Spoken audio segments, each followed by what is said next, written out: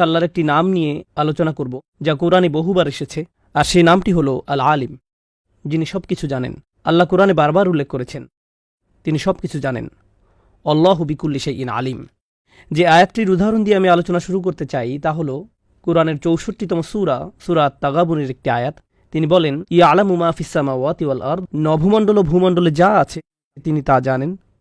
ওয়া ইয়ালামু মা তুসিরুনা ওয়া মা তু'লিনুন, তিনি আরও জানেন তোমরা যা গোপন করো এবং যা প্রকাশ্যে করো। তাহলে আপনি যা সবার অগোচরে করেন আর যা সবার সম্মুখে করেন, আল্লাহ তার সবই জানেন। আল্লাহু আলিমুম বিযাতিস সুদূর। এছাড়াও আল্লাহ অন্তরের অবস্থা সম্পর্কেও সম্যক জ্ঞাত। মানুষের মনের মাঝে যা লুকিয়ে আছে তার প্রকৃতি এবং আসল অবস্থা সম্পর্কে আল্লাহ সব সময় পুরোপুরি জানেন। এটি অসাধারণ একটি আয়াত। নতুন শিক্ষার্থীদের উদ্দেশ্যে বলতে চাই, এই আয়াত থেকে স্পষ্টত যা বোঝা যায় তার বাইরে গিয়ে একটু চিন্তা করুন।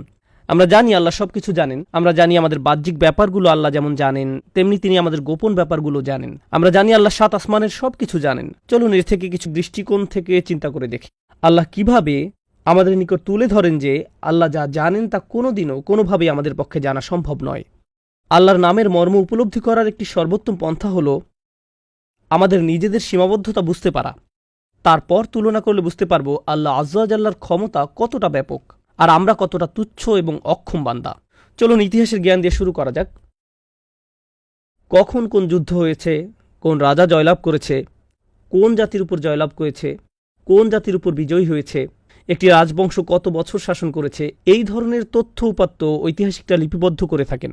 কিন্তু আল্লাহ যেভাবে কোরআনে বিভিন্ন ঘটনার তথ্য প্রদান করেছেন, একজন ঐতিহাসিকের পক্ষে কখনও সেভাবে কোনো ঘটনা লিপিবদ্ধ করা সম্ভব নয়। যেমন কথা বলার পূর্বে ফেরাউনের মনের অবস্থা কী ছিল, আল্লাহ শুধু আমাদেরকে ঘটনার বর্ণনাই দেন না, বরং তিনি আমাদেরকে তার অন্তরের অবস্থার কথাও জানিয়েছেন। ওয়ানুরিয়া ফিরআউনা ওয়া হামানা ওয়া জুনুদাহুমা মিনহুম মা কানু ইয়াহযারুন। আর ফেরাউন, হামান ও তাদের সৈন্যবাহিনীকে দেখিয়ে দিতে যা তারা তাদের থেকে ভয় করত। কে জানতো ফেরাউন ভীতু ছিল? কোনো ঐতিহাসিক জানতো তার অনুভূতির কথা? কিন্তু আল্লাহ আয্যা ওয়া জাল্লা সেটাই কোরআনে বিবৃত করেছেন। একবার চিন্তা করে দেখুন কিভাবে আল্লাহ আয্যা ওয়া জাল্লা ইব্রাহিম আলাইহিস সালামের দোয়ার বর্ণনা দিয়েছেন। আশেপাশে কেউ ছিল না, ইব্রাহিম আলাইহিস সালাম একাই মরুভূমিতে পথ চলছিলেন এবং আল্লাহর কাছে দোয়া করছিলেন। কোনো ঐতিহাসিক সেখানে ছিল না, অন্য কোনো মানুষ ছিল না যে এই ঘটনা লিপিবদ্ধ করবে। হাজার হাজার বছর পরে আমরা হুবহু জানি আল্লাহ এবং ইব্রাহিম আলাইহিস সালামের মাঝে কোন ধরনের কথোপকথন হয়েছিল। আল্লাহ ঠিক এমনভাবে ইতিহাস জানেন যেভাবে আমাদের পক্ষে কোনোদিন জানা সম্ভব হবে না। ইতিহাসের কোনো বইতে যার কোনো উল্লেখ পাবেন না। কোনো সময় মানুষ কোরআনের সমালোচনা করে বলে কোরআনে কোনো সন তারিখ নেই, ইতিহাস বলার ভৌগোলিক অঞ্চলের কোনো উল্লেখ নেই, শুধু কিছু ঘটনার বর্ণনা আছে। কিন্তু আল্লাহ এমন ধরনের ইতিহাস বর্ণনা করেন মানবজাতির পক্ষে যা কোনোদিন জানা সম্ভব নয়।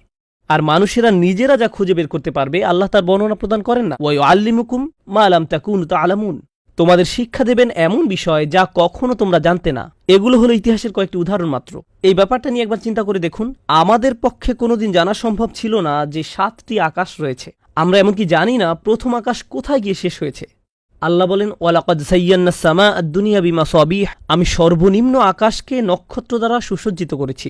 সর্বনিম্ন আকাশকে তিনি তারকারাজি দ্বারা সুসজ্জিত করেছেন। বর্তমানে আমাদের কাছে যত ধরনের টেলিস্কোপ আছে, যত ধরনের টেকনোলজি আছে, যত কিছুর মাধ্যমে আমরা এখন বিলিয়ন বিলিয়ন আলোকবর্ষ দূরের জিনিস সম্পর্কে জানতে পারছি, আমরা তো সর্বোচ্চ তারকারাজি দেখতে পাচ্ছি।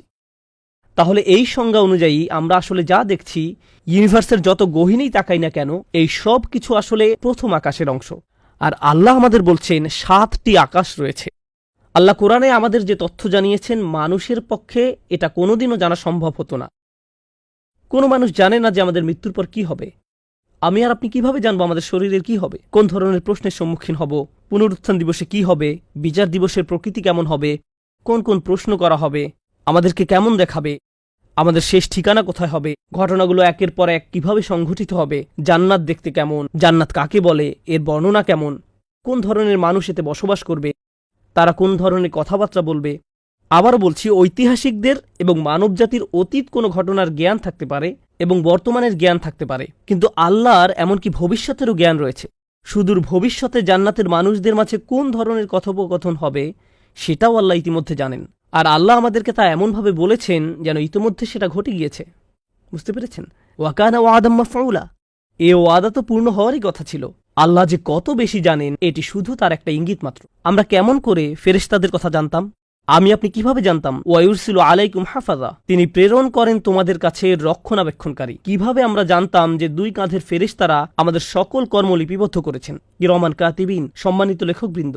আমরা কিভাবে জানতাম যে আল্লাহর কাছে ক্ষমা চাওয়ার মাধ্যমে আমার আপনার রিজিকের দরজা খুলে যায়? ইস্তাগফিরু রাব্বাকুম ইন্নাহু কানা গফফারা ইউরসিলিস সামাআ আলাইকুম মিদরারা। আমরা কোনোদিনও জানতাম না শুধু আল্লাহর দিকে ফিরলে, তার নিকট ক্ষমা চাইলে আপনি নতুন চাকরি পাবেন। এর ফলে আপনার বাচ্চার স্বাস্থ্য ভালো হয়ে যাবে। এটা আপনার জীবনের এমন সব সমস্যার সমাধান করে দিবে আগে যার কোনো সমাধান খুঁজে পাওয়া যাচ্ছিল না। আর আল্লাহ এটাই বলছেন, ওয়ায়ুমদিদকুম বিআমওয়ালিন ওয়া বানিন ওয়ায়াজআল লাকুম জান্নাতিন ওয়ায়াজআল লাকুম আনহারা। আমাদের পক্ষে কোনোভাবে এই জ্ঞান অর্জন করা সম্ভব ছিল না। কোনো বিজ্ঞান, কোনো রিসার্চ, কোনো ল্যাবরেটরি এটা আবিষ্কার করতে পারত না। এই জ্ঞান একমাত্র আল্লাহর কাছ থেকে আসা সম্ভব। অবশ্যই সব রহস্যের সবচেয়ে বড় রহস্য, আমরা কিভাবে জানতাম কে আল্লাহ, তিনি কোন ধরনের প্রভু, কোন ধরনের রব, তিনি আপনার আমার সাথে কোন ধরনের সম্পর্ক চান। আমরা কোনোদিন জানতাম না। মানুষ বুঝতে পারত যে একজন রব আছেন, কিন্তু তিনি আসলে কেমন, তিনি কি পছন্দ করেন আর কি অপছন্দ করেন, তিনি আমার কাছ থেকে কি চান, আমরা নিজেরা এই ব্যাপারগুলো কোনোদিন জানতাম না যদি আল্লাহ আমাদের না শেখাতেন। এই আলোচনার হাত ধরে সমীকরণের পরবর্তী অংশটির উপর আলোকপাত করতে চাই। আশা করছি কয়েকটি উপমার মাধ্যমে আমি বিষয়টি আমার এবং আপনাদের সবার নিকট পরিষ্কার করে তুলে ধরতে পারব। আপনার যদি কখনো শারীরিক অসুস্থতা দেখা দেয়, যেমন সর্দি কাশি বা জ্বর হয়, তখন ডাক্তারের কাছে যান। আর ডাক্তার অবশ্যই মানুষের শরীর সম্পর্কে জানেন, চিকিৎসা জানেন। তিনি আপনার শরীর পরীক্ষা নিরীক্ষা করে বলেন আপনি অমুক রোগে আক্রান্ত। তিনি শরীর চেক করে বলেন আমার মনে হয় আপনার ব্যাকটেরিয়াল ইনফেকশন হয়েছে, বা আপনার শরীরে অমুক ভাইরাস আছে বা অ্যালার্জি আছে, যাই বলুক না কেন। এমনকি হতে পারে ডাক্তার যে চিকিৎসা আপনাকে দিয়েছে তা ভুল। আমরা সবাই জানি এমনটা ঘটে অহরহ। তিনি হয়তো আপনার অন্য সমস্যাগুলো চেক করেননি, লিভার পরীক্ষা করে দেখেননি। তিনি শুধু আপনার হার্ট রেট বা অন্য কিছু পরীক্ষা করে দেখেছেন। তাই তিনি ধরতে পারেননি যে সমস্যাটা আসলে অন্য জায়গায় ছিল। তাহলে আমরা অনেক সময় কোনো বিষয়ের একটি দিকের প্রতি মনোযোগ দেই, কিন্তু জানি না যে একই সময়ে অন্য আরও অনেক কিছু ঘটছে যা এর সাথে সম্পর্কযুক্ত। মেডিকেলের জগৎ থেকে আরেকটি উদাহরণ দিচ্ছি, যদিও আমি দূরতমভাবেও চিকিৎসা পেশার সাথে জড়িত নই, শুধু একটি উদাহরণ দিচ্ছি মাত্র। কারো হয়তো হার্টের সমস্যা বা ব্লাড প্রেশারের সমস্যা দেখা দিতে পারে, কিন্তু তাদের উপদেশ দেওয়া হয় খাদ্যাভ্যাস পরিবর্তন করার জন্য, বা কোনো প্রসিডিউর সম্পর্কে উপদেশ দেওয়া হয়। হতে পারে এই সমস্যার অন্যতম মূল কারণ বাসায় প্রচুর প্রেসারে থাকতে হয় বা অনেক ঝগড়াঝাটি হয়, এজন্য প্রচুর চাপের কারণে, উদ্বেগ উৎকণ্ঠার কারণে ব্লাড প্রেশার এবং হার্ট রেটের স্বাভাবিকতা ক্ষুণ্ণ হচ্ছে। সুতরাং মনস্তাত্ত্বিক কিছু হয়তো ঘটছে যা শারীরিক সমস্যা তৈরি করছে। তাহলে দেখা যাচ্ছে রোগ নির্ণয়ের জন্য মাঝে মাঝে আমরা শুধু একটি দিকের প্রতি নজর দিয়ে থাকি, আমরা সকল দিকে দৃষ্টি প্রদান করি না। চলুন মেডিকেলের জগৎ থেকে বাইরে চিন্তা করি। হয়তো আপনি কারো কাছে গেলেন কিছু উপদেশ নেওয়ার জন্য, অথবা কেউ আপনাকে উপদেশ দিল, সে আপনার দিকে তাকিয়ে বলল আমার মনে হয় তুমি সমস্যায় আছো, চলো তোমাকে কিছু উপদেশ প্রদান করি। আর আপনি মনে মনে ভাবছেন ভাই তুমি আমাকে উপদেশ দিচ্ছ, কিন্তু তুমি তো সত্যিকার অর্থে আমাকে চিনো না, তুমি তো গোটা পরিস্থিতির কথা জানো না, আরও যে কত কিছু আমার জীবনে ঘটছে তার সম্পর্কে তো তোমার কোনো ধারণাই নেই, তুমি তো পুরো সমস্যাটার কথা জানো না, তোমার কাছে এমনকি সম্পূর্ণ চিত্রটাও নেই। আর আপনি যদি তাকে পুরো সমস্যাটার কথা বলেনও, কেউ উপদেশ দেওয়ার পূর্বে কখনো কখনো আপনি হয়তো তার কাছে সম্পূর্ণ সমস্যাটা খুলে বলেন, এমনকি সে আপনার কাছ থেকে পুরো ব্যাপারটা শোনার পরও আপনি যেভাবে যান সেভাবে সে হয়তো বুঝেনি। তারপর সে আপনাকে উপদেশ দিলে আপনি বলেন আমার মনে হয় তুমি এখনও ভালোভাবে উপলব্ধি করতে পারোনি। বুঝতে পারছেন? তাহলে এমনকি কেউ যদি কখনো আমাদের উপদেশ দিতে চায়, উপদেশটা হয়তো আমাদের সমস্যার পরিপূর্ণ উপলব্ধির উপর ভিত্তি করে নাও হতে পারে, আর ব্যাপারটা হতাশা তৈরি করতে পারে, কারণ আমি যা বোঝাতে চাচ্ছি সে তা বুঝতে পারছে না। এর আরেকটা উদাহরণ হলো, এমনকি আমাদের নিজেদের ক্ষেত্রেও যদি কোনো সমস্যায় পড়েন, আপনার বুদ্ধি হয়তো নির্দিষ্ট কিছু উপায় অবলম্বন করে সমস্যা থেকে মুক্তির একটা পথ বাতলে দেয়। আপনি নিজেকে বলেন আমাকে অমুক অমুক কাজটি করতে হবে। নিজেকে যে উপদেশই দেন না কেন, যেহেতু আপনি ক্লান্ত, উদ্বিগ্ন, রাগান্বিত এবং অন্য আরও হতাশাও রয়েছে, ঠিক এমন মুহূর্তে নিজেকে এক ধরনের উপদেশ প্রদান করেন। কিন্তু যদি ঠান্ডা মাথায় চিন্তা করতেন, তাহলে হয়তো নিজেকে সম্পূর্ণ ভিন্ন উপদেশ দিতেন, অথবা যদি নিজেকে একটু চিন্তা করার সুযোগ দিতেন, তাহলে হয়তো এমন অনেক বিষয় বিবেচনায় নিতেন যা তখন নেননি। অন্য কথায়, আমরা যখন নিজেদেরকে কোনো সমাধানের পথ বাতলে দেই, এমনকি আমরা যখন নিজেদেরকে কোনো উপদেশ দেই, সেটাও হয় পক্ষপাতদুষ্ট। আমরা এমনকি নিজেদেরকেও সম্পূর্ণ নিরপেক্ষ উপদেশ প্রদান করতে পারি না। আমরা এমনকি এই কাজের যোগ্যও নই। বন্ধু বা পরিবারের কোনো সদস্য আপনাকে আংশিক উপদেশ দিতে পারেন, আপনি নিজে নিজেকে আংশিক উপদেশ দিতে পারেন। যে কারণে আমি এই সমস্ত উদাহরণ আপনাদের নিকট তুলে ধরছি তা হলো, যখন আল্লাহ বলছেন তিনি সব কিছু জানেন, তিনি আমাদেরকে উপদেশ প্রদান করেন, ক্বাদ জাআতকুম মাউইযাতুম মির রাব্বিকুম, তোমাদের নিকট তোমাদের রবের পক্ষ থেকে উপদেশ বাণী এসেছে। আল্লাহ তার নিজের সম্পর্কে বলছেন, ওয়া ইউআল্লিমুকুমুল্লাহ, আল্লাহ তোমাদের শিক্ষা দিচ্ছেন, আল্লাহু বিকুল্লি শাইইন আলিম, আর আল্লাহ সব কিছু জানেন, আল্লাহ সব কিছু সম্পর্কে জ্ঞাত। এর মানে কি জানেন? এর মানে হলো তিনি আপনার অবস্থা সম্পূর্ণরূপে জানেন। এমন কি আমরা নিজেদের অবস্থা নিজেরা যতটুকু বুঝি, তিনি তার চেয়েও ভালো জানেন। তিনি জানেন আমাদের সমস্যাগুলো, আমাদের অনুভূতিগুলো, আমাদের ভাবনাগুলো, যে ভাবনাগুলো আমরা প্রকাশ করছি আর যে ভাবনাগুলো আমাদের মাথায় গোপনে চলছে। আপনার স্বামী বা স্ত্রী, ছেলে বা মেয়ে এসে জিজ্ঞেস করে, কি হয়েছে তোমার? কিছুই না। যদিও অনেক কিছু মাথায় ঘুরছে, কিন্তু আপনি বলছেন কিছুই না, কারণ আপনি জানেন তারা এটা সহ্য করতে পারবে না। কিন্তু আল্লাহ জানেন কিছুই না মানে অনেক কিছু। তিনি একেবারে সঠিকভাবে জানেন কোন ধরনের দুশ্চিন্তায় আপনি ভুগছেন, আর এই সব কিছু পরিপূর্ণরূপে জেনেই তিনি আপনাকে উপদেশ দিয়ে থাকেন। অনেক সময় আমরা এরকম অন্যায্য চিন্তা করি যে কোরআন এসেছে শুধু আমাদের ধর্মীয় উপদেশ দিতে। একজন ডাক্তার যেমন মেডিকেল উপদেশ দিয়ে থাকেন, একজন মেকানিক যেমন গাড়ির বিষয়ে উপদেশ দিয়ে থাকেন, অ্যাকাউন্টেন্ট যেমন ফাইন্যান্সিয়াল উপদেশ দিয়ে থাকেন, তেমনি কোরআন আমাদের ধর্মীয় উপদেশ প্রদান করে। কিন্তু আল্লাহ তো শুধু ধর্মীয় ক্ষেত্রে সীমাবদ্ধ নন। আল্লাহর জ্ঞান আপনার আমার জীবনের সব কিছুতে পরিব্যাপ্ত হয়ে আছে। আপনার ভিতরে যা কিছু হচ্ছে, শারীরিকভাবে যা আপনার জন্য সর্বোত্তম, অর্থনৈতিকভাবে যা আপনার জন্য সর্বোত্তম, যা কিছু সামাজিকভাবে, আবেগের দিক থেকে, মনস্তাত্ত্বিক দিক থেকে, আধ্যাত্মিক দিক থেকে, স্বাস্থ্যগত দিক থেকে আপনার জন্য সর্বোত্তম, আল্লাহ তার সব কিছুই জানেন। কারণ এই সব কিছু আল্লাহই করছেন। তিনি আমাকে আপনাকে সৃষ্টি করেছেন। আলা ইয়ালামু মান খালাক, যিনি সৃষ্টি করেছেন তিনি কি জানেন না? আমাদেরকে সম্পূর্ণরূপে জেনেই তিনি আমাদের উপদেশ দিয়ে থাকেন। তাই এই উপদেশ শুধু এক দৃষ্টিকোণ থেকে নয়, শুধু একপক্ষীয় নয়। মানুষ সাধারণত এক দৃষ্টিকোণ থেকে বিষয়সমূহ দেখে, আর আল্লাহ সকল দৃষ্টিকোণ থেকে দেখেন। আল্লাহ সকল দৃষ্টিকোণ থেকে দেখেন। এজন্যই আল্লাহ বলেন, লা ইউদরিকুহুল আবসার, চোখসমূহ তাকে আয়ত্ত করতে পারে না, আর তিনি চোখগুলোকে আয়ত্ত করতে পারেন। তিনি সকল দৃষ্টি নাগালে রাখেন, সকল দৃষ্টিভঙ্গি তার নাগালে। তো এমন নয় যে আল্লাহ আপনার দৃষ্টিভঙ্গি বিবেচনায় নেননি। কখনো কখনো মানুষ আল্লাহর বই থেকে কোনো উপদেশ শুনে, অথবা আপনি নিজেই আল্লাহর বইয়ের কোনো উপদেশ নিয়ে চিন্তাভাবনা করে বলেন, হ্যাঁ এটা একটা ভালো ধর্মীয় বক্তব্য, কিন্তু আমার পরিস্থিতি স্পেশাল, এই উপদেশ আমার জন্য প্রযোজ্য নয়। কেননা মানুষ তো আর আমার অবস্থা পুরোপুরি জানে না। অন্য একজন হয়তো আপনার পরিস্থিতির বিষয়ে পুরোপুরি অবগত নয়, আল্লাহ নিশ্চিতভাবেই জানেন। আর আল্লাহ এই উপদেশ গ্রন্থ মানবজাতিকে দিয়েছেন প্রত্যেকটা মানুষ সম্পর্কে জেনে, তাদের সকল সমস্যা, তাদের সকল প্রয়োজনের কথা একত্রে জেনেই। ইনিই হলেন আল্লাহ। আল্লাহু আলিমুন হাকিম, আল্লাহ জ্ঞানী এবং সুবিজ্ঞ। এই বইটি প্রজ্ঞাময়। আল আলিম নামের সাথে যুক্ত হয়ে আল্লাহর যে নামটি অনেকবার কোরআনে এসেছে তা হল আস-সামি'। তিনি শুনে থাকেন, তিনি শুনেন। আল্লাহু সামিউন আলিম, ইন্নাল্লাহা হুয়াস সামিউল আলিম। তিনি শুনেন এবং জানেন। মানবজাতি আল্লাহর কাছে কাঁদছে, নিজেরা একে অন্যের কাছে কাঁদছে, অন্যের কাছে নিজেদের সমস্যাগুলো বলছে, অথবা নিজেই নিজের সাথে কথা বলছে, আর আল্লাহ এর সব কিছুই শুনছেন, সব কিছু। আর এই সব কিছু বিবেচনায় নিয়েই তিনি আমাদেরকে কোরআন দিয়েছেন। এটি আমাদের প্রতি আল্লাহর দয়া।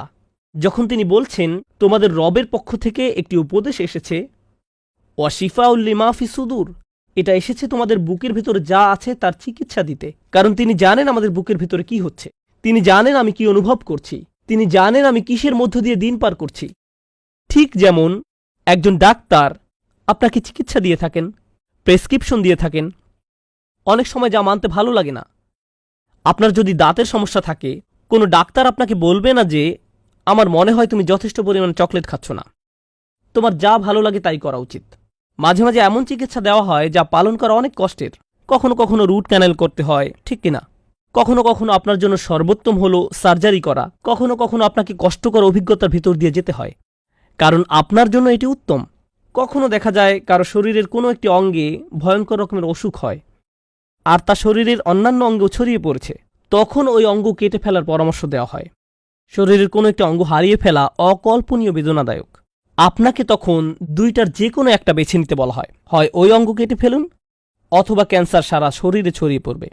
তাহলে কখনো কখনো খুবই কষ্টদায়ক পরামর্শ দেওয়া হয়, আপনাকে কষ্ট দেওয়ার উদ্দেশ্যে নয়, বরং ধ্বংস থেকে বাঁচানোর জন্য, মহা ক্ষতি থেকে রক্ষা করার জন্য।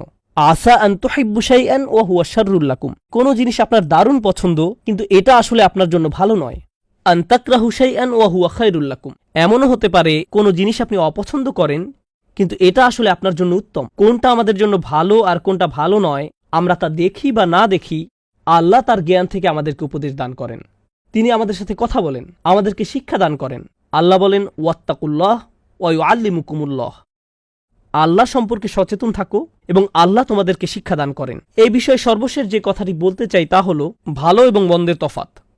আল্লাহ মানবজাতির সকলকে ভালো এবং মন্দের মাঝে পার্থক্য করার জ্ঞান দিয়ে সৃষ্টি করেছেন। যে ধর্ম থেকে আসুন না কেন, যে সংস্কৃতি থেকে আসুন না কেন, আপনি জানেন মিথ্যা বলা খারাপ, আপনি জানেন প্রতারণা করা ঠিক নয়, আপনি জানেন চুরি করা ঠিক নয়, আপনি জানেন কাউকে কষ্ট দেওয়া ঠিক নয়, আপনি জানেন এতিমকে ধাক্কা দেওয়া ঠিক নয়, আপনি জানেন অসহায়ের প্রতি অত্যাচার করা ঠিক নয়, আপনি জানেন কাউকে অপমান করা ঠিক নয়, আপনি জানেন এগুলো খারাপ। বিশ্বের যে প্রান্তে আপনি বাস করেন না কেন, যে সংস্কৃতি থেকে আসেন না কেন, আল্লাহ এই ব্যাপারটি মানুষের প্রকৃতিতে সেট করে দিয়েছেন। আমরা এই পৃথিবীতে আসার পূর্বেই আল্লাহ আমাদের ভেতরে এটা প্রোগ্রাম করে দিয়েছেন। সুতরাং এটা সার্বজনীন। কিন্তু এর বাইরেও এমন অনেক বিষয় আছে যেগুলো সম্পর্কে আমরা কোনো দিনও জানতাম না, যে ব্যাপারগুলো ভালো নাকি মন্দ। মৌলিক কিছু নৈতিকতা রয়েছে যেগুলো সম্পর্কে সবাই জানে, কিন্তু এর বাইরে কোনটা ভালো কোনটা মন্দ আমরা কোনো দিনও জানতাম না। আমি কোনোভাবেই জানতে পারতাম না যে হিংস্র প্রাণীর গোস্ত খাওয়া ঠিক নয়, আমি কোনোভাবেই জানতে পারতাম না নির্দিষ্ট কিছু প্রাণীর মাংস খাওয়া ঠিক নয়, আমি কোনোদিনও জানতে পারতাম না যে দিনের সুনির্দিষ্ট কিছু সময়ে আমার জন্য নামাজ পড়া উত্তম, 5 ওয়াক্ত নামাজ, খুবই নির্দিষ্ট সময়, ঠিক কিনা? আমার পক্ষে কোনোভাবেই জানা সম্ভব ছিল না যে এটা আমাদের জন্য সর্বোত্তম। আমি কোনোভাবেই এটা জানতে পারতাম না। অতএব ভালো মন্দের পার্থক্যের ব্যাপারে মানুষের কিছুটা জ্ঞান এমনিতেই আছে, কিন্তু আল্লাহর রয়েছে এর পরিপূর্ণ জ্ঞান। তাই আল্লাহ যখন আমাকে আপনাকে বলেন অমুক কাজটি করা ঠিক নয়, এবং যখন আল্লাহ আমাকে আপনাকে বলেন অমুক কাজটি করা ঠিক, তখন আমাকে আপনাকে আমাদের জ্ঞানকে, যা আমাদের নিকট ঠিক বা বেঠিক মনে হয়, একদিকে সরিয়ে রাখতে হবে। যে আমাদের পক্ষে যত কিছু জানা সম্ভব তার চেয়ে আল্লাহ বেশি জানেন। আল্লাহ হলেন আল আলিম, আল্লাহর কাছেই সকল জ্ঞান। আর আল্লাহ জানেন সঠিক কাজটি আমাদের জন্য সব সময় উত্তম। আমরা মনে করি আল্লাহর উপদেশ শুনলে আমাদের কষ্টে পড়তে হবে। প্রকৃত ব্যাপার হলো অনেক সময় আল্লাহর কথা শুনলে আসলেই কষ্ট পেতে হয়। এটা জীবনের একটা বাস্তবতা। আল্লাহর কথা মান্য করলে কখনো কখনো অসুবিধায় পড়তে হয়, আরামে নয়। সবচেয়ে সেরা যে মানুষেরা আল্লাহর উপদেশ শুনেছিলেন তারা ছিলেন নবী রাসূলেরা, আর তাদের জীবন ছিল সমস্যায় পরিপূর্ণ, ঠিক কিনা? তাহলে আল্লাহর অনুসরণ করলে সমস্যায় পড়তে হবে, কিন্তু সেই সমস্যা আপনার জন্য অগণিত গুণে উত্তম যে কোনো সহজতার চেয়ে, যেটা আল্লাহর অবদ্ধতা করলে হয়তো আসতে পারে। এটা সত্য। সত্য হলো যদি আপনি তার কথা না শুনেন এবং সহজ কোনো উপায় নিজের জন্য খুঁজে নেন, তখন আপনার হয়তো মনে হতে পারে আপনি ভালো আছেন, নিরাপদে আছেন, এটা আপনার জন্য উত্তম। আপনি নিজেকে মিথ্যা প্রবোধ দিতে পারেন, কিন্তু সত্য হলো আপনি নিজেকে ধ্বংসের দিকে ধাবিত করছেন, এবং আমিও নিজেকে ধ্বংসের দিকে ধাবিত করছি। আমি দোয়া করছি আল্লাহ সবকিছু জানেন, এর দ্বারা আসলে কি বোঝায় তা যেন আল্লাহ আজ্জা জাল্লা আমাদের অন্তরের অন্তঃস্থল থেকে উপলব্ধি করার সামর্থ্য দান করেন, আর এই জ্ঞানের উপর ভিত্তি করে আমরা যেন সহজে তার উপদেশের প্রতি আস্থা রাখতে পারি। বারাকাল্লাহু লি ওয়া লাকুম ফিল কুরআনিল হাকিম ওয়া নাফা'নি ওয়া ইয়্যাকুম বিল আয়াতি ওয়াজ যিকরিল হাকিম।